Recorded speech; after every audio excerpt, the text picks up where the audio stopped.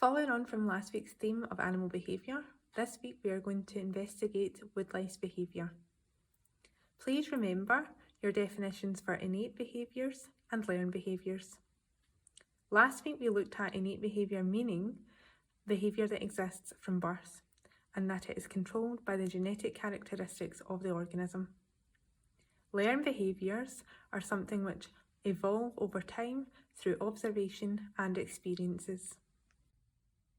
For this week's task, you are going to need to open your booklets at page 25. Hopefully all of you have access to a paper copy. For those of you who do not, please find page 25 on the team's digital file. Since we can't actually carry out this investigation in class, I'm going to talk you through the planning stages of each section of the scientific report. I'm also going to set up the experiment for you, and you should be able to watch the video to obtain a set of results. These results will help you to write a conclusion for the investigation and should hopefully allow you to draw a bar graph, practicing your problem solving skills. I am now going to talk you through the planning stages of the investigating behaviour in Woodlice Investigation. Please use page 25 to follow the instructions that I am about to give. As you will see at the board, there are 5 headings: title, aim, independent variable, dependent variable, and controlled variables. You should remember each of these headings from the scientific investigations that you have put together when in S1 and in S2 Science. I have given you the title for this week's investigation already at the board, Investigating Behaviour in Woodlice. You will see underneath for aim, independent variable, dependent variable and controlled variables, I have given you the definition for each of these headings to help with your planning at home. Remember, by Friday of this week, I will upload the answers to this planning investigation for you to check that your aim and variable sections are each correct. For your aim, you need to remember that this is a clear statement that explains what it is that you are trying to find out. So for example, your aim should start with to investigate or to find out. You should then consider the factor that you are investigating and what it is about the experiment that you are going to change. For example, the investigation I am going to set up for you will investigate the effect of moisture on woodlice behaviour. So something along the lines of, to investigate the effect of moisture on woodlice behaviour would be a suitable aim to write down on page 25. The independent variable should highlight the factor that you are changing to investigate throughout the experiment. So consider, what is it that we are investigating to see if there's an impact on woodlice behaviour. Dependent variable is the factor that we are measuring as our set of results at the end of the investigation. So during this task, I'm going to add woodlice into a choice chamber, which I will show you in just a couple of minutes.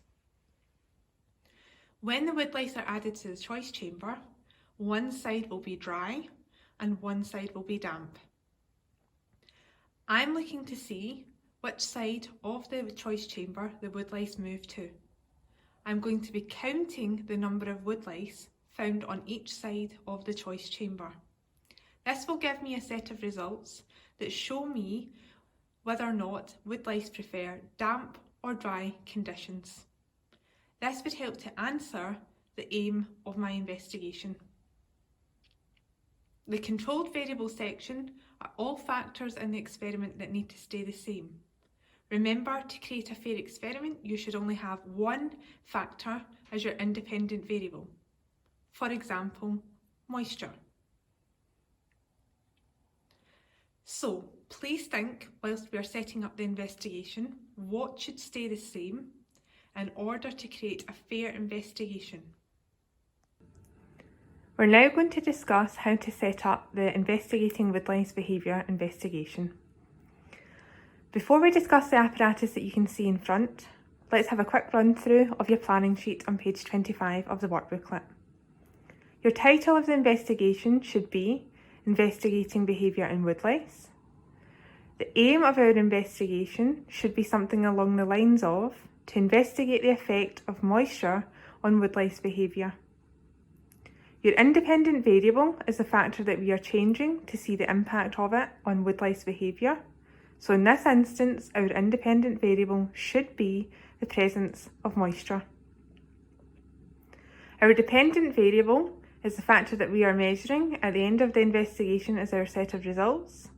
So in this example, our dependent variable is going to be the number of woodlice present on the dry and on the damp side of the choice chamber over a 10-minute period. Controlled variables for this investigation include size of choice chamber, species of woodlice, temperature of the investigation, time for investigation. Can anybody think of anything else that might also be considered as a controlled variable in this example? Let's now discuss the methods section. With the methods section, it should be a clear set of instructions that someone could follow to carry out the exact same experiment that you have. Here in front of you is a list of the apparatus or the resources needed to complete the experiment. You would have access to these in class had we been in school together. You need a choice chamber, seen on the top left. You would have access to a timer. Some of you may have wanted to use your phone for this. A collection of woodlice, muslin cloth, cotton wool and calcium chloride. The cotton wool will be dampened to provide a moist environment within the choice chamber on one half, and on the other half of the choice chamber, the calcium chloride will be added as a drying agent. During the planning of the investigation, you are asked to consider safety precautions. In class, you would have worn safety goggles to apply the calcium chloride to one half of the choice chamber. In addition to this, great care should be given to the handling of the woodlice during the investigation, and following the investigation they should be safely returned to their natural environment. One half of the choice chamber should be filled with calcium chloride. As mentioned earlier on, the calcium chloride will act as a drying agent. The next step of the investigation is to fill the other half of the choice chamber with damp cotton wool.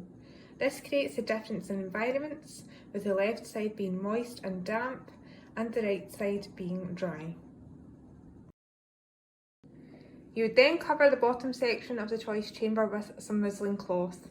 This will create a divide between the bottom and the top area of the choice chamber and allow for the woodlice to crawl along the surface of the cloth and experience both conditions. The purpose of the investigation is to look at the effect of the moisture and the dry on woodlice behaviour by counting the number of woodlice found on either side of the choice chamber every 2 minutes for a 10-minute period. Unfortunately, due to the cold weather, I was only able to find 4 woodlice for today's investigation. However, this is a point that we can discuss later on when we consider the evaluation of the overall investigation. Once the woodlice have been added to the choice chamber and are able to crawl over the surface of the muslin cloth, a timer should be started for 10 minutes.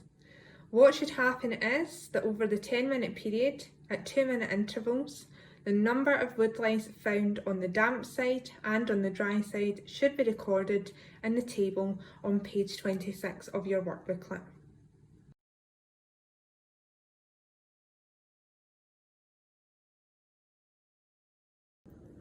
The results from the investigation are shown below in the table drawn for you.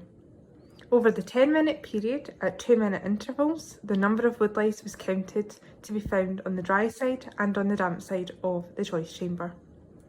From the results, you will see that there are a greater number of woodlice found on the damp side compared to the dry side.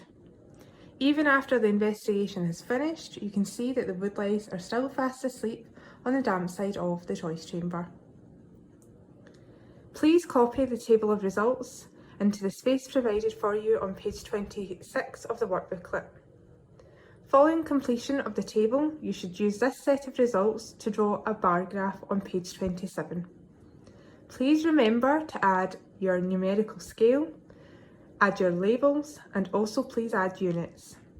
Please make sure that your bar graph is drawn with a ruler and that your points are correctly plotted. Using the results table and also the graph, please now write a conclusion of the investigation. Your conclusion should answer the aim. So remember, we were looking to find out the effect of moisture on woodlice behaviour. So think about this. Did dry or damp conditions have an impact on woodlice behaviour?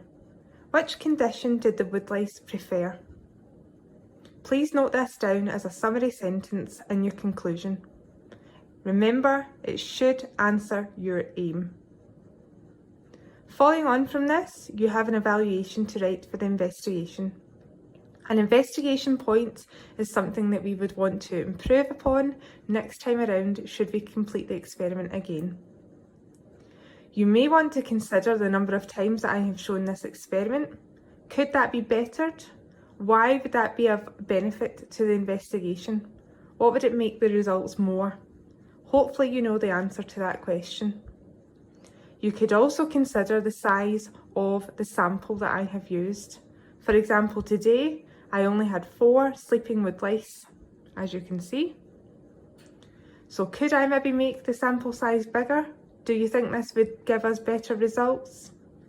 Note down your answers for your conclusion and evaluation, and by Friday there will be answers posted on Teams for you to double check.